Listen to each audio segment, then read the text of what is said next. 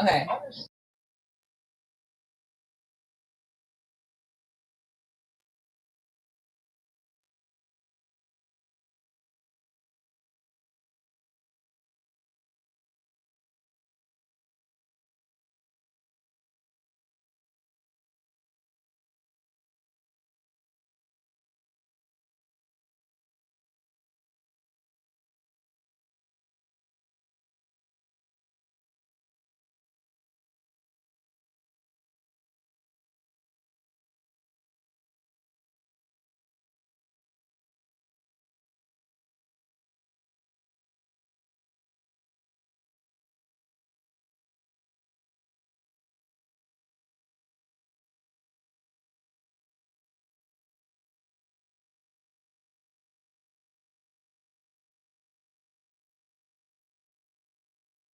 Love games but hate the grind?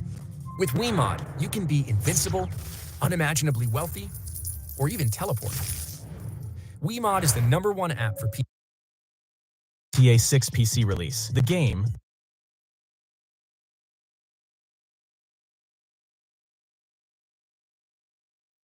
we've got a lot of promising GTA 6 news, so without further ado, let's get straight into it. First off, Take-Two CEO addressed the GTA 6 PC release. The game, which was announced in December 2023, is set to release exclusively on PlayStation 5 and Xbox Series X and S. This announcement left many PC gamers disappointed, including me, as I've always preferred playing on PC, and it looks like GTA 6 might be the reason to change that. During a TD Cowen conference, Zelnick was asked whether the decision to exclude a PC release at launch was final or if there was a possibility of a later announcement for the platform. And he replied, "It doesn't seem to me that either would be set in stone, but Rockstar has an approach to platforms which we've seen before, and they will make more announcements in due time." So Zelnick's comments suggest that Rockstar is likely continuing its tradition of console and PC releases, as they have done with previous titles in the series. He also hinted that the gap between the console and PC release for GTA 6 might be shorter compared to previous games, saying, "I do believe that the right strategy for our business is to be where the consumer is, and historically what this company has done is address consumers anywhere they are, on any platform that makes sense over time." For now, both Take-Two and Rockstar are focusing exclusively on the PS5 and Xbox Series for the fall 2025 launch of GTA 6. This decision could be seen as a strategic move to ensure that the game meets its release targets and provides a high-quality experience on consoles, which have fixed configurations that are easier to optimize for compared to the diverse hardware found in PC gaming. I think it's obvious that Rockstar's titles are known for their meticulous attention to detail and quality assurance, and by concentrating on consoles first, they aim to deliver a polished product. We all know that GTA 6 is set to be the largest and most ambitious entry in the franchise to date, and it doesn't surprise me that ensuring a smooth and successful launch on consoles is a top priority for Rockstar. And also the fact that the studio plans to release the game on consoles first and then on PC isn't surprising when you look at how previous installments were handled. GTA 4 was originally released for consoles on April 29, 2008, and PC gamers had to wait until December 2nd to get their hands on the game.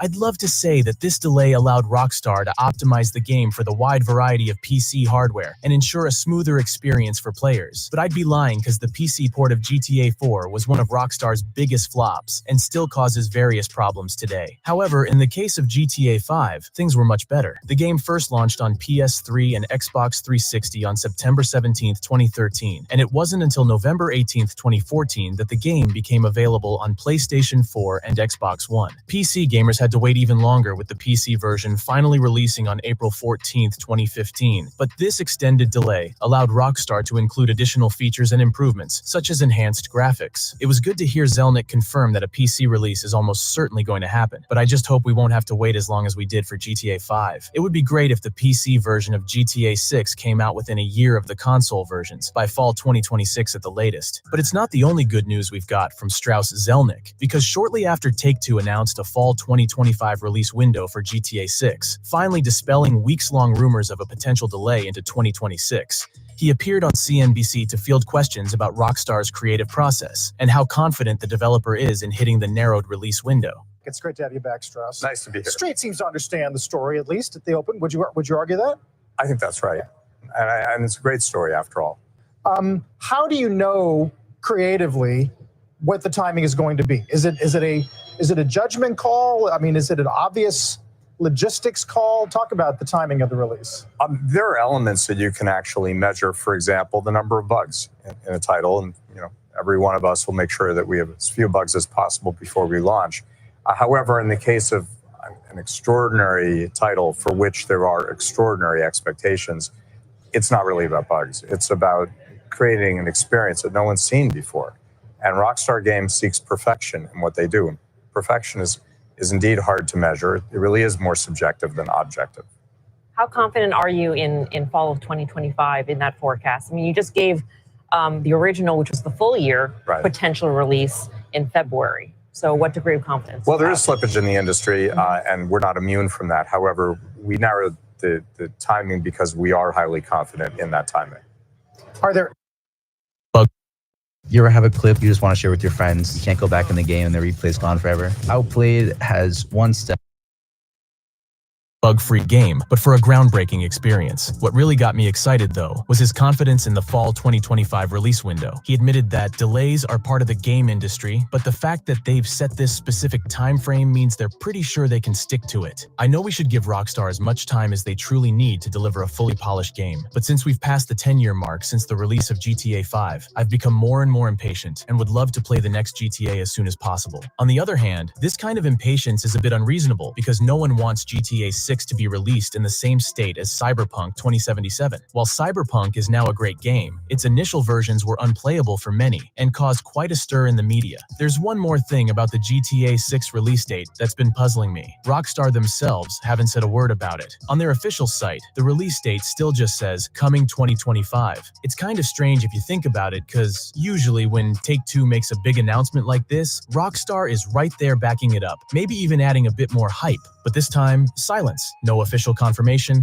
no extra details, nothing. So, what could this mean? Well, there are a few possibilities. One idea is that Rockstar is just being extra cautious. We all know they have a reputation for taking their time to get things just right. Maybe they're waiting until they're 100% certain about the release date before making any public statements. After all, the last thing they want is to announce a date and then have to push it back, like with RDR2 and GTA 5. That would be a PR nightmare. Another thought is that Rockstar might have some big plans up their sleeve. Maybe they're planning a huge reveal or some special content to announce the release date in a way that only Rockstar can. The second trailer is something we're all waiting for, and while most analysts believe it will come out at the end of the year, there's a slim chance they might be wrong, and we'll get the second trailer this summer. Let me know in the comments down below what you think and what date you predict for the release of the second trailer. While I was scrolling through X, I came across a post from Dealey that made me burst out laughing. He asked, "Who remembers when Goat Simulator had an ad featuring the GTA 6 leaks in it?" The video was taken down shortly after and was posted in December of 2022. Honestly, I had completely forgotten about that, but now that he's brought it up, I just have to show you the clip. Meet Sean. He's an NPC in Santa Angora in the world of Goat Simulator 3. This is his story. Yeah, so a day in my life is pretty rad. Most of the time I walk in circles on my path, my spline as it's called. Sometimes I notice stuff on the ground, I might pick it up, then throw it away. Sometimes I appreciate art. And sometimes I just sit on a bench, pondering. To get this job, I had to be prepared, both mentally and physically. I mean, you get thrown around quite much, and it has to look good. So I spent quite some time at the most prestigious ragdolling school in the world. I learned a lot, and I think I turned out to be a pretty good ragdoller. Apart from this job, I have other stuff in the pipeline, other big game worlds. You can actually see me in some footage that was leaked a couple of months ago. Oh, that's my cue for my spline in the farm area. Gotta go.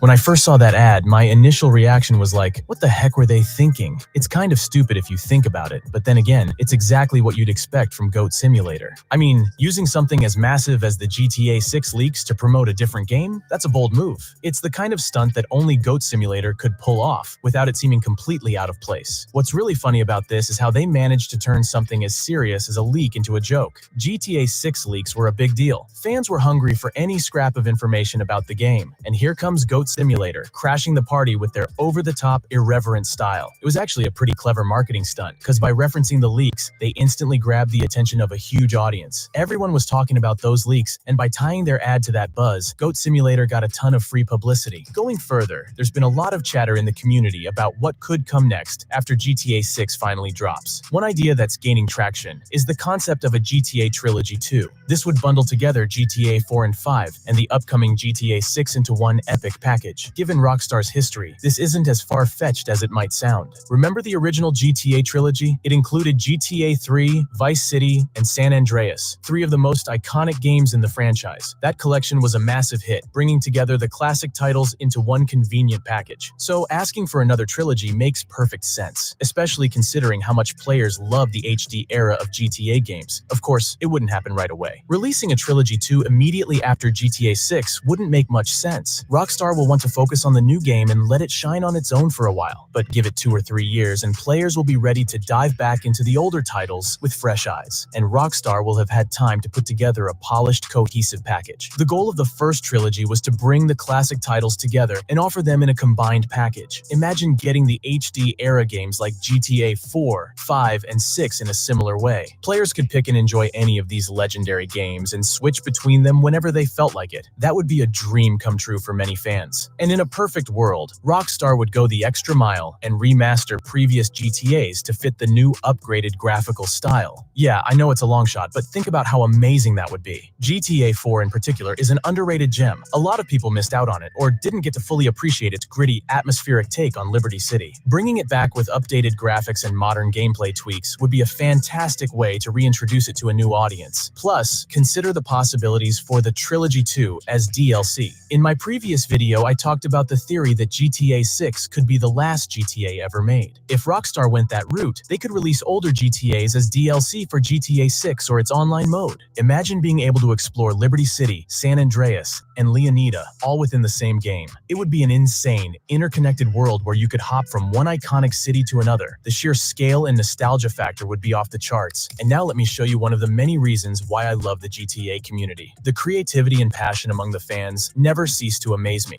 Just recently, a user named AdamCookie26 posted a few ideas for the Game Collector's Edition on the fans subreddit. Now I'll be honest, the original drawings looked like they were done by a 6-year-old, but the ideas behind them were pure gold, and his concept inspired another user, ASAT103, to take things to the next level and create a real render of the upcoming GTA Collector's Edition. And let me tell you, the result is absolutely insane. ASAT103 used Blender to bring this vision to life, and every part of it looks amazing. Inside the box, there's a 24-scale model of the Dead-Class Tulip, which is Lucia and Jason's vehicle from the official game artwork. I don't remember all the collector's editions of previous GTA games by heart, but it seems like this would be the first time Rockstar has included a vehicle model in a collector's edition, and I love this idea. The collector's edition also includes a map of the city. I'd love to put such a map in a frame and hang it on my wall. There's also a keychain with the 6 logo, a nice little touch that lets you carry a piece of the game with you wherever you go. And then we have the bullet casings, which are super cool, but might raise some eyebrows on the legal side. Another fun inclusion is a stack of fake money and some poker chips. Plus, there's a magnet with the Vice City logo. It all seems to come together in a nice, cohesive package. The only things missing from Adam's original post are the Polaroids of Lucia and Jason and a statue of the main protagonists. I'm not sure if Rockstar would go that far with the statues, though. I know they did a Claude Speed figure for the 10th anniversary with weapons and different outfits, but this time I'd be surprised if they'll actually give us statues of Lucia and Jason for GTA 6. Honestly, I would definitely buy a collector's edition like this. It's such a well thought out package, and I regret not grabbing the collector's editions when GTA 4 and GTA 5 were released, so this time I don't want to miss out.